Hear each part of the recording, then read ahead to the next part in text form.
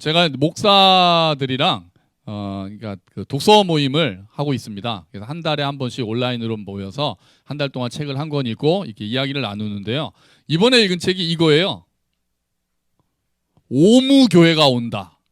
5가지가 없는 교회가 온다. 나중에 보면 왔다고까지 되어 있습니다. 그러니까 요즘에 잘 나가는 뜨는 교회, 부흥하는 교회는 교회 5가지가 없다는 거예요.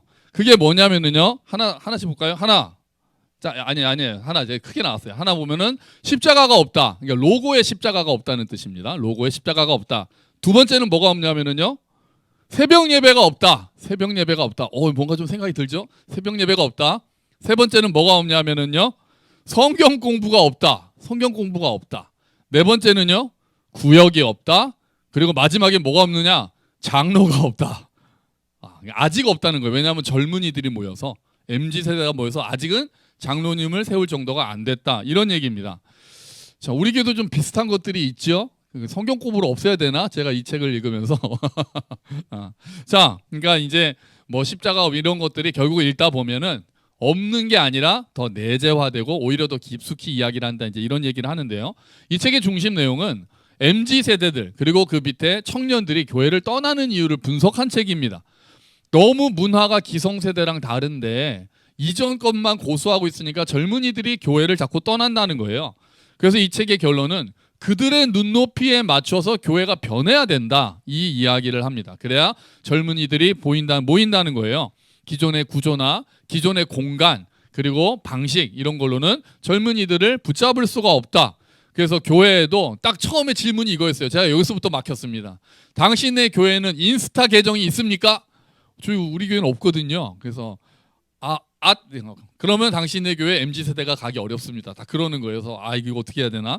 또 이제 공간도 그냥 교회를 보지 말고 더 현대 서울 아니면 성수동 이런 데 젊은이들이 많이 모이는 곳에 가서 트렌드를 보고 교회에 그런 공간을 좀 도입을 해라. 그런 얘기를 합니다.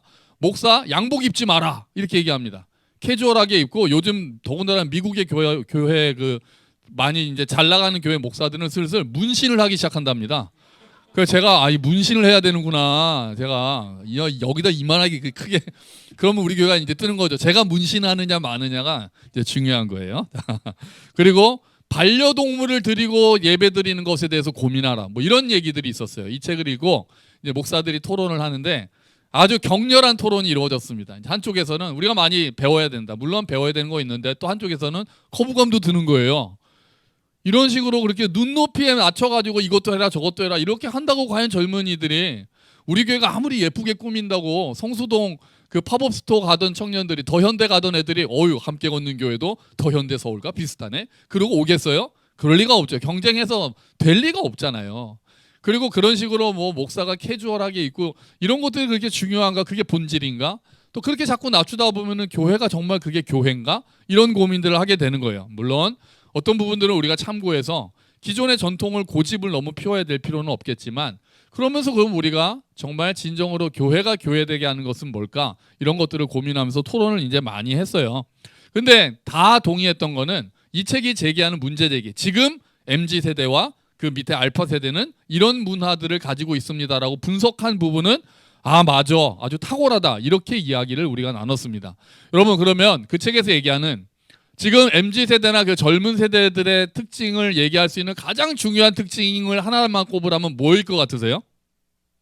지금 젊은이들의 특징, 이 세대의 가장 젊은이들이 보여주는 특징을 여러 가지가 있지만 한 가지를 꼽으라면 여러분은 뭐를 생각하시겠습니까? 쉽게 생각하세요. 우리 자녀들 보면 아시잖아요. 자, 우리 뭘까요? 어떤 풍조가 제일 많을까요? 재미도 있었어요. 근데 더 중요하게 꼽는 특징이 하나 있습니다. 뭘까요?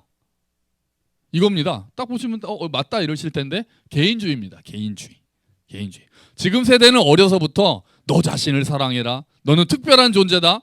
네 감정이 중요해. 이런 얘기들을 들으면서 자라온 세대이기 때문에 개인의 감정, 개인의 의견, 선택이 무엇보다 중요하다는 거예요. 그리고 그런 가치관이 이미 내면화가 됐다는 겁니다. 그런 모습이 개인의 자율성과 자기 표현하기에는 긍정적인 영향을 줍니다. 그런데 반면에 전통적인 권위에 대해서는 좀 부정적인 생각을 가지기 시작했어요. 점점 사회 규범, 권위에 대한 순종, 존중 이런 것들은 좀 약화되고 공동체보다는 나한테 어떤 유익이 있는가에 이제 관심을 쏟는 거예요. 또 이제 우리 청년들만 봐도 시간이 굉장히 없어요. 되게 바쁩니다. 알바도 해야 되고 팀플레이도 해야 되고 그러니까 한번 모이자라고 해도 그 스케줄을 다 조정해야 되고 딱 생각이 이 모임 할 때 내가 이걸 포기하고 여기를 갈 만큼의 유익이 나한테 있는가? 이거를 생각하게 되는 거예요. 너무 바쁘니까요. 널널하면은 야 한번 모일래? 아, 네 좋아요. 옛날에는 우리 교회에 그런 백수들이 많았거든요. 시간 많고 알바도 많이 안 했고 공부도 안 했으니까 그냥 교회 그냥 늘 어슬렁거리는 청년들이 좀 있었어요. 근데 이제는 다 바쁩니다. 그러니까 한번 날짜 뭐 수련회를 가자, 한번 모이자 그래도 그러면 친구들 그때 약속을 빼고 알바를 빼고 그만큼 가치가 있나? 이렇게 생각을 하게 되는 거예요. 자, 맞습니다. 그렇게 됩니다.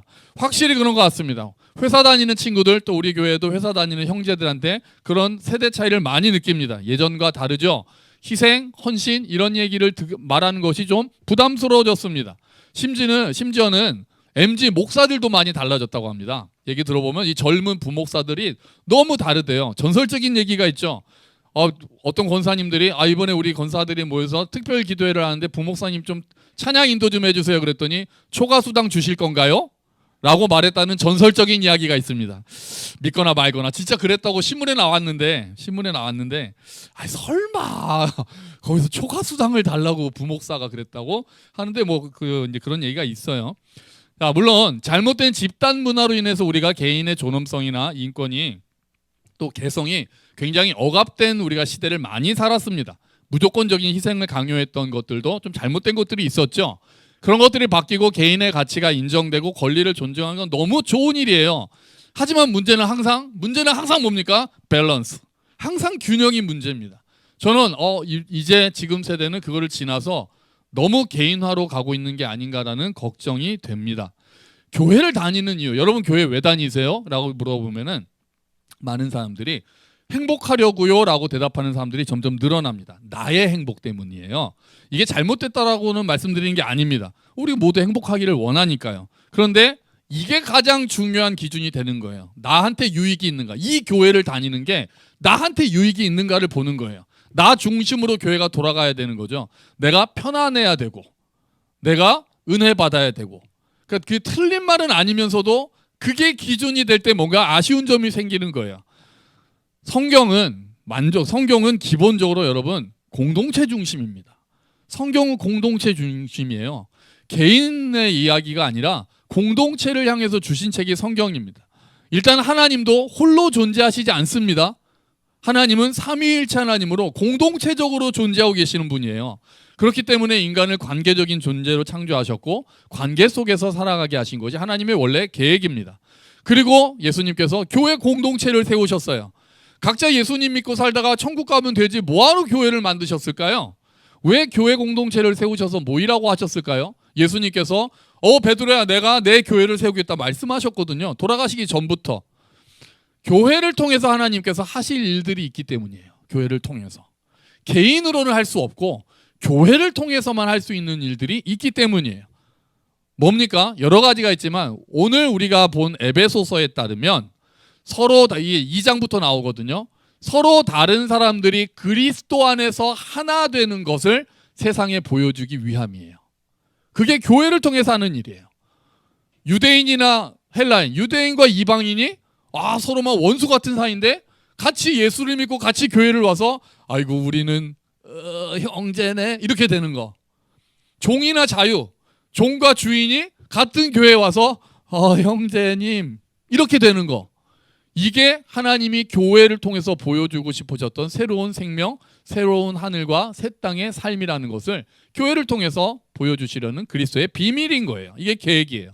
그러면 오늘 본문의 핵심은 3절입니다. 3절 같이 읽어볼까요? 평안에 매는 줄로 성령이 하나 되게 하신 것을 힘써 지키라. 아멘. 그런데 이 3절을 위해서 바울이 얘기하는 게 1절과 4절이 3절을 둘러싸고 있는데 계속해서 반복되는 단어가 있습니다.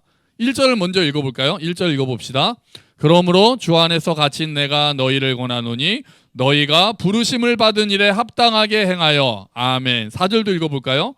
몸이 하나요 성령도 한 분이시니 이와 같이 너희가 부르심의 한 소망 안에서 부르심을 받았느니라. 아멘. 여러분 3번 반복되는 단어가 있습니다. 뭡니까?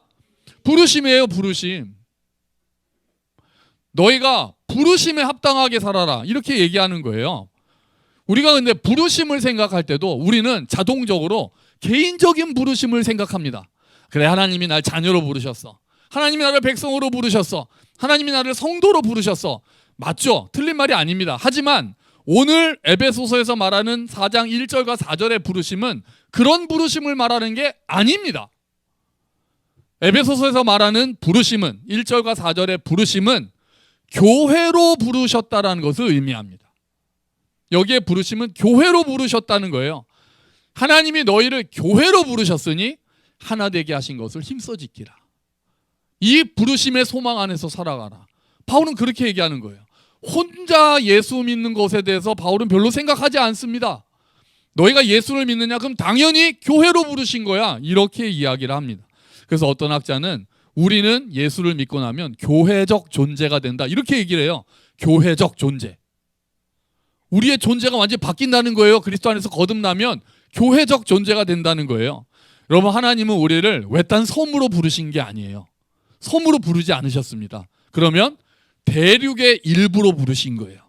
거대한 땅에 일부로 부르셨어요. 그래서 각자 예수님 믿고 조용히 교회 나와가지고 예배 드리고 그냥 집에 가는 것, 하나님의 원래 계획과는 어울리지 않는 거예요. 그건 교회적 존재가 아니잖아요. 부르심에 합당한 삶이 아닌 거예요. 우리는 모여야 하고 우리는 어울려야 합니다. 우리가 지금 이렇게 교회라는 이름으로 모여있는 것 자체가 이미 하나님의 부르심에 응답한 결과인 거예요. 그래서 여러분, 성경은 우리 존재를 뭐에 많이 비유하죠? 하나 된다는 얘기를 하기 위해서 뭐에 비유를 합니까? 몸에 비유를 합니다. 우리를 그리스도의 몸과 지체로 비유를 해요. 우리 고린도전서와 로마서 말씀 한번 볼까요? 한번 읽어봅시다. 우리도 여럿이 나왔나요? 네, 같이 읽어봅시다. 우리도 여럿이지만 아닌가요? 이게 거꾸로 나왔구나. 죄송합니다. 자, 고린도전서부터요. 여러분들은 그리스도의 몸이며 한 사람 한 사람은 그 몸의 지체입니다. 아멘. 그 다음에요. 우리도 여럿이지만 그리스도 안에서 한 몸을 이루었고 한 사람 한 사람이 서로에 대해 지체로서 연결되어 있습니다. 아멘. 몸과 지체로 이야기를 합니다. 이게 교회가 하나됨을 지켜야 하는 이유예요. 이게 부르심이라서 그래요. 우리를 한 몸으로 부르셨기 때문에 그래요. 교회인 우리 한 명 한 명이 그리스도가 머리이신 한 몸의 지체이기 때문이에요. 여러분, 교회는 그리스도의 그 머리이신 그리스도의 뜻대로 움직이는 유기체입니다. 우리 교회 한 명 한 명은 분리된 존재가 아니에요. 예수님을 주와 구세주로 고백하는 순간 우리는 예수님이 머리이신 한 몸의 지체가 되는 거예요. 여러분, 그런데 오늘날 교회도 점점 개인적인 곳으로 변해갑니다. 많은 성도들이 한 몸의 지체로 부르심을 받았다 생각을 하지 않고 관객으로 자리에 앉아 있습니다. 무대에서 찬양팀과 목사가 토크쇼를 합니다. 그리고 관객들은 거기에 따라서 울고 웃고 박수치고 또 그에 대한 관람료를 냅니다. 감동받은 대로 내고 돌아갑니다. 그리고 슬프게도 자기 옆에서 예배드리고 있는 사람들에 대한 관심이 별로 없습니다. 콘서트가 그런 거잖아요. 딱 앞에 있는 가수, 어제 BTS 공연이 있었잖아요. 거기에 집중하지 내 옆에서 같이 환호하고 있는 사람들은 별로 관심이 없는, 이제 교회도 콘서트처럼 돼가고 있는 건 아닙니까? 나도 그한테 관심이 없고 그도 나한테 관심 가져주기를 원하지도 않습니다. 전에 제가 한번 말씀드렸죠. SNS에 이런 글 한번 올라왔다고요. 이런 말이 있었어요. 오늘 식당 주인이 저를 알아보고 말을 걸어왔어요. 그 다음에 뭐라고 합니까? 식당을 옮겨야겠어요. 이게 요즘 그 청년들 MZ세대들 SNS에 나온 글이에요. 저는 식당 주인이 저를 알아보고 말을 걸어왔어요. 그래서 마음이 따뜻해졌어요. 이런 말이 나올 줄 알았거든요. 그랬더니 그게 아니라 식당을 옮겨야겠어요.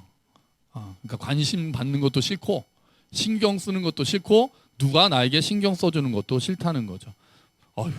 문제는 교회도 이런 사람들이 많아지고 있는 거예요.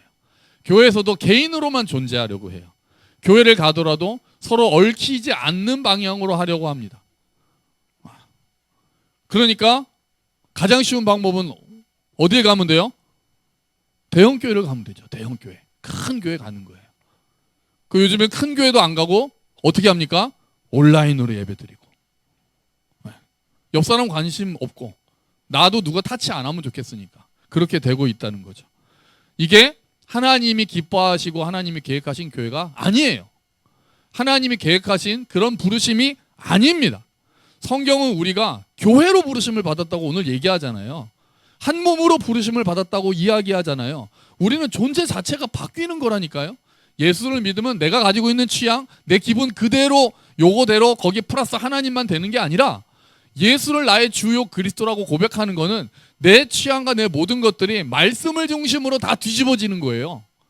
우리의 가치관이 조금씩 바뀌는 거예요. 그게 한순간에 확 바뀌는 사람도 있겠지만 어떤 사람들은 점점 자라가겠죠. 그래서 교회에서 계속해서 가르치고 배우면서 내 가치관을 말씀에 따라 하나님의 뜻에 따라 그 바꾸어가는 과정이 그게 우리가 영적으로 자라는 거예요.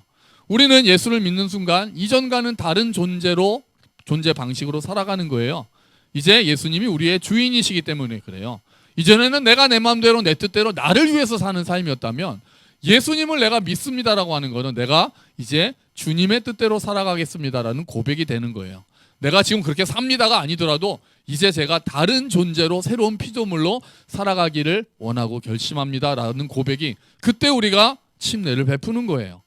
물론 몸을 이루는 지체는 개별성과 독립성이 있습니다. 눈이랑 손이 어떻게 같아요? 우리 위랑 장이 어떻게 같아요? 당연히 다르죠. 하는 일도 다르고 생김새도 다르고 당연히 그렇습니다. 누가 더 중요한지도 아무런 의미가 없습니다. 몸의 모든 지체는 다 중요한 거잖아요. 하지만 지체의 개별성과 독립성은 한 몸이라는 것 안에서 이루어지는 거예요. 한 몸을 살아가게 하는 전제로서 각 그 지체들이 고유성, 독립성을 가지는 거예요. 몸을 떠나서는 눈도 존재할 수 없고 손도 존재할 수 없고 위도 존재할 수 없는 거잖아요. 그래서 모든 각기 다른 지체들도 머리를 따라서 움직여야 되는 게 몸을 이룬다는 거죠. 마찬가지로 성도로 부르심을 받은 사람들은 우리가 한 몸으로 부르심을 받았다는 사실을 좀 더 무겁게 생각해야 됩니다. 우리가 따로 사는 게 아니에요. 따로따로 돌아다니는 게 아니에요. 아, 하나님이 나를 교회로 부르셨어. 여러분 오늘 설교 다 있더라도 이걸 잊으시면 안 돼요. 하나님이 나를 뭐로 부르셨다고요? 교회로 부르셨다고요. 교회적 존재가 되는 거라고. 그게 거듭난 사람들이 당연히 가는 삶이라고. 예수 믿고 내가 혼자 그냥 하나님 잘 믿고 나중에 천국 가겠다는 거는 아닌 거예요. 잘못된 거라고요. 문화가 그렇게 되거나 말거나 잘못된 방식이에요. 우리는 교회로 부르심을 받았어요. 오늘 말씀이 정확하게 얘기하고 있잖아요. 자, 우리 3절 다시 읽어볼까요? 아까 3절이 핵심이라 그랬는데요. 같이 한번 읽어봅시다. 평안에 매는 줄로 성령이 하나 되게 하신 것을 힘써 지키라. 아멘. 우리가 여기서 볼 거는요. 우리가 하나 되기 위하여 힘쓰는 게 아닙니다.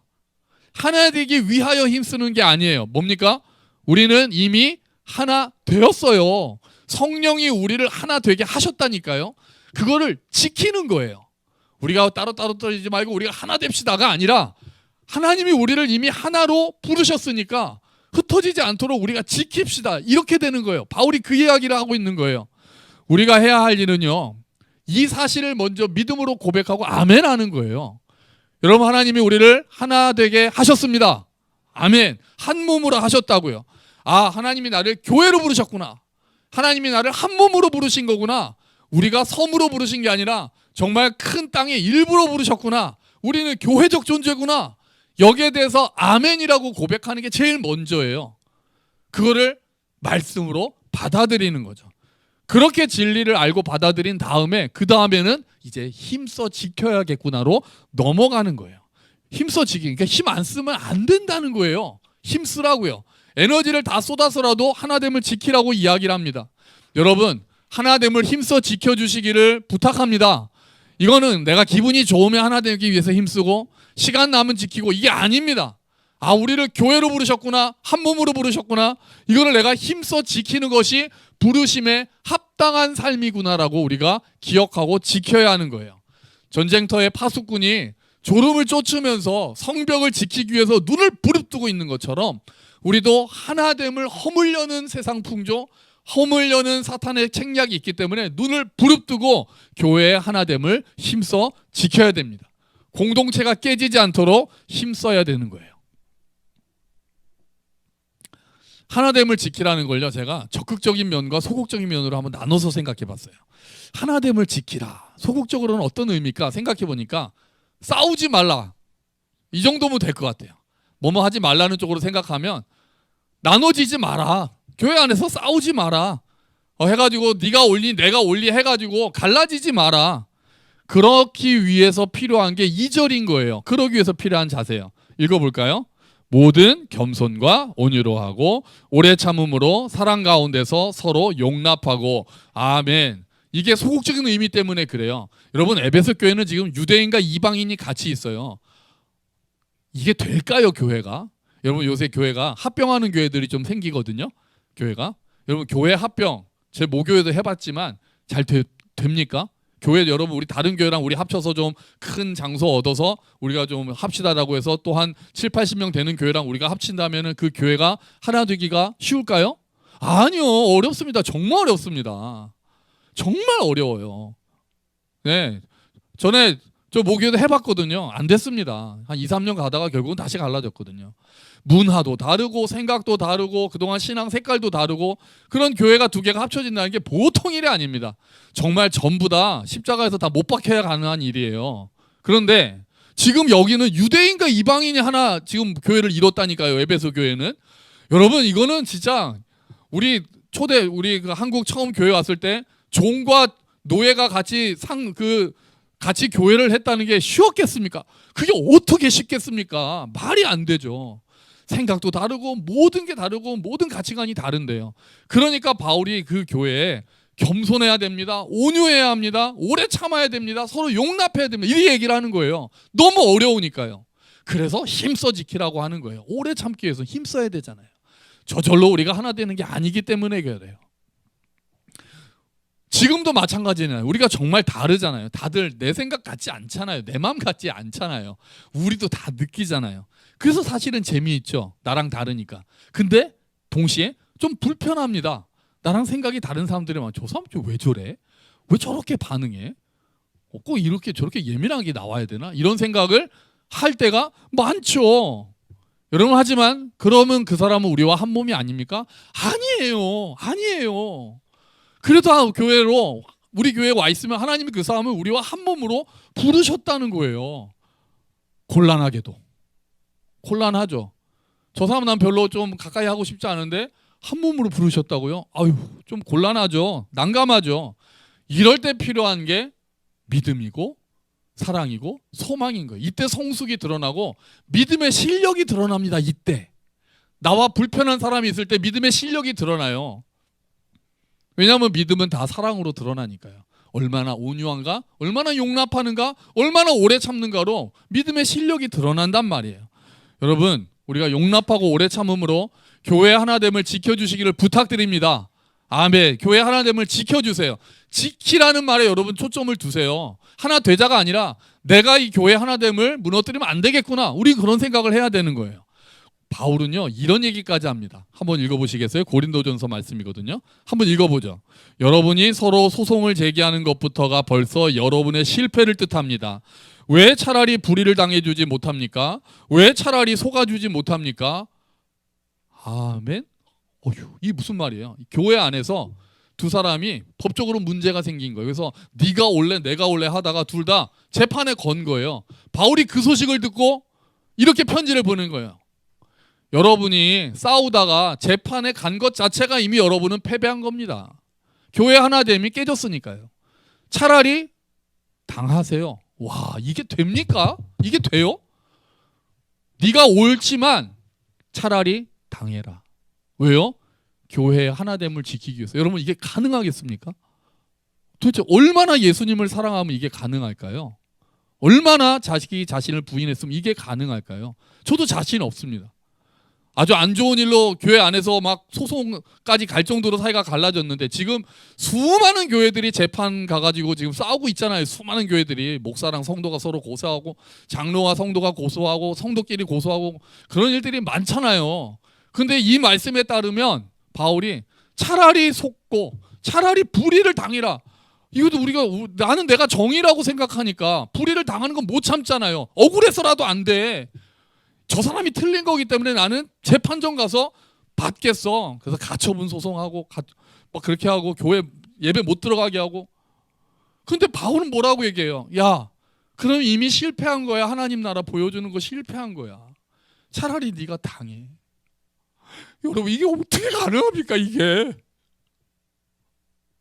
어떻게 가능합니까? 하나됨을 보여주기 위해서, 하나됨을 지키기 위해서 네가 차라리 당해라. 불의를 당해라. 차라리 속아라. 바울은 그렇게까지 얘기하고 있는 거예요. 여러분, 이 말씀에 비춰보면 우리가 하나됨을 지킨다는 거 얼마나 가볍게 생각하는지 알 수 있지 않습니까? 우리는 나랑 그냥 기분이 틀어지면은 그냥 소송하고, 내 마음에 안 맞으면은 교회 떠나고. 바울은 그렇게 얘기하지 않는 거예요. 그만큼 하나됨이 교회로 부르셨다는 게 너무나도 중요하다는 거예요.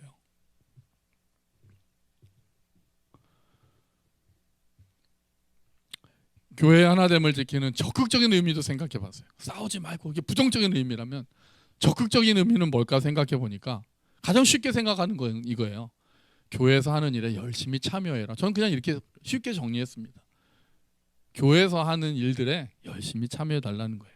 각종 모임에 열심히 참여하십시오.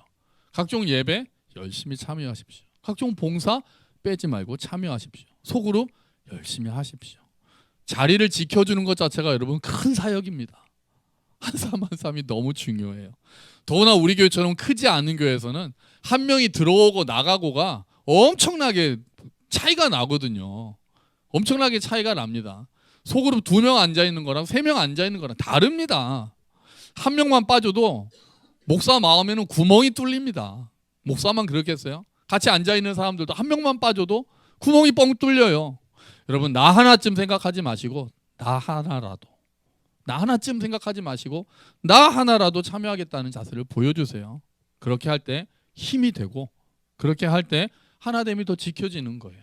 특히 우리 중고등부 학생들, 청년들, 우리 젊은 세대들, 처음에 얘기했듯이 여러분이 개인주의적인 성향이 점점 더 많은 세대고, 그게 당연한 걸로 되는 게 이 세대의 풍조입니다. 하지만 하나님의 부르심을 생각해 주세요. 나를 교회로 부르셨다는 거 잊으시면 안 됩니다. 나를 교회로 부르셨고 공동체를 부르셨기 때문에 이 공동체를 세우는데 힘써야겠다라는 다짐을 하셔야 됩니다. 여러분, 하나됨을 지키기 위해서는 우리가 굳이 해야 되는 일이 많아요. 굳이 모여야 되고요. 굳이 관심을 가져야 되고요. 굳이 연락해야 돼요. 왜요? 하나됨을 힘써 지키기 위해서 그래요. MZ한테 3요가 있다고 그러잖아요. 3요. 이걸요, 제가요, 왜요? 그게 MZ 세대가 가지고 있는 3요라 그러잖아요. 회사에서 이거 좀 하라 그러면 이걸요, 제가요, 왜요? 만약에 교회에서 그걸요, 제가요, 왜요? 라고 하면 뭐라고 합니까? 하나님께서 우리를 교회로 부르셨으니까. 우리는 부르심에 합당하게 살기로 고백한 사람들 아니겠냐. 교회에서 나올 수 있는 답은 그거예요. 우리를 그런 존재로 부르셨으니까.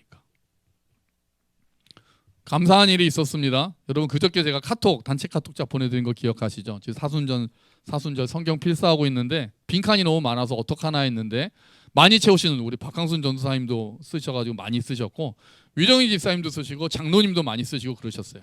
그런데도 나중에 결국 3칸이 비어서 제 아내하고 이제 원형자매도 조금씩 나누기로 했죠. 그런데도 아직 15장이 남아가지고 제가 추가 필사 신청받습니다라고 제가 카톡방에 딱 올린 거예요. 그랬더니 금방 제일 먼저 위정희 집사님께서 6장 제가 하겠습니다. 딱, 그 감동. 올리자마자 바로 보냈어요. 그리고 다음에 또 바로 보낸 사람이 놀랍게도 이승민 형제님. 목사님, 제가 다니엘 6장 하겠습니다. 제가 너무 감동받았어요. 그러고 나서 우리 최은영 자매, 저도 할 수 있습니다. 그래서 3장 딱 맞고, 그러고 나서 종욱 형제가 저도 하겠습니다. 끝났다. 그랬더니 이거 BTS 티켓보다 힘든데요. 순식간에 3분이 신청하셔가지고, 그래서 제가 올린 거예요. 다 여러와 같은 성원에 힘입어서. 너무 감사하죠. 너무 감사하죠. 그렇게 열심히 내가 교회 그 한 권을 이루기 위해서 내가 하겠다라고 하신 그 마음이 하나됨을 힘써 지키는 마음인 거예요. 얼마나 감사해요. 지체들 내가 그 목까지 하겠다. 얼마나 감사해요. 제가 그때 아주 행복했습니다. 여러분, 지금 2주 남았습니다. 지금 문제는 맡은 걸 안 하고 계시는 분들이란 거 알고 있습니다. 시작도 안 한 친구들도 있다는 거 알고 있고, 우리 특히 중고등부 청년부 제가 좀 불안한데요. 자, 2주 동안 그 생각보다 나중에 몰아서 써야지. 그거 어렵습니다. 여러분 시작하세요. 이제 2주 남았습니다. 4월 5일 부활절에 다 가지고 오셔서 딱 한 권을 만들어야 되는 거예요. 그러니까 4월 4일까지는 쓰셔야 되니까 열심히 하십시오. 여러분, 우리는 뭘로 부르심을 받았습니까? 교회로 부르심을 받았습니다. 우리는 한 몸으로 부르심을 받았습니다. 아멘. 여러분, 이제 하나됨을 힘써 지켜주십시오. 우리를 교회로 부르셨으니까 힘써 지켜주십시오. 공동체 안에서 우리는 사랑을 배울 수 있고, 공동체 안에서 우리는 성장할 수 있습니다. 그리고 그것을 통해서 하나님을 보여줄 수 있어요. 내 자유, 내 권리, 내 상황, 내 기분에 자꾸 너무 집중하지 마십시오.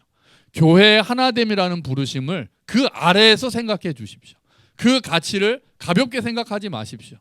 내 중심이 돼가지고 공동체가 움직여야 하는 것이 아니라 내가 하나됨을 힘써 지키라는 그 부르심에 어떻게 반응할까 생각해 주십시오. 그렇게 돼서 우리가 하나님 앞에 온전한 한 몸으로 나아가는 우리 함께 걷는 교회가 되기를 주의 이름으로 축원합니다. 아멘. 우리 같이 기도하죠.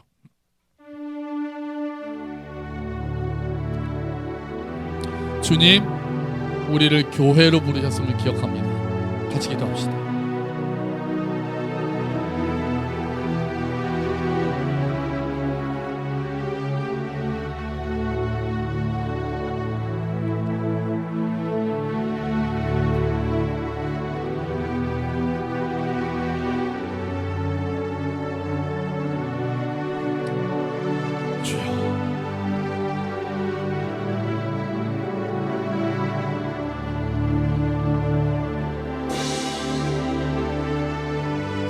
아버지,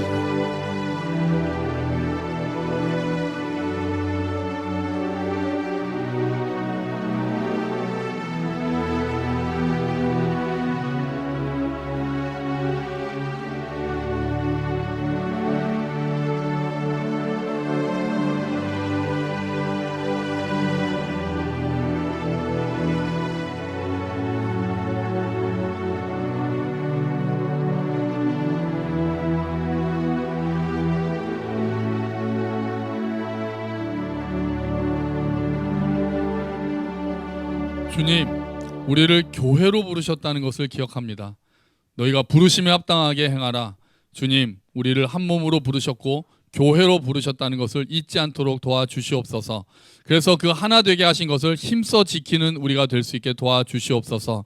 우리가 굳이 사랑해야 하고 굳이 베풀어야 하고 굳이 모여야 하는 것들이 하나님의 부르심에 합당하게 행하는 일임을 기억합니다. 우리가 내 자유, 내 권리, 내 상황, 내 기분만 집중하고 주장하기보다 그에 앞서서 하나로 부르셨다는 것이 어떤 의미인지를 다시 한번 생각하면서 그 균형을 잡고 함께 공동체를 이루는 우리 교회가 되게 하여 주시옵소서. 예수 그리스도의 이름으로 기도합니다. 아멘.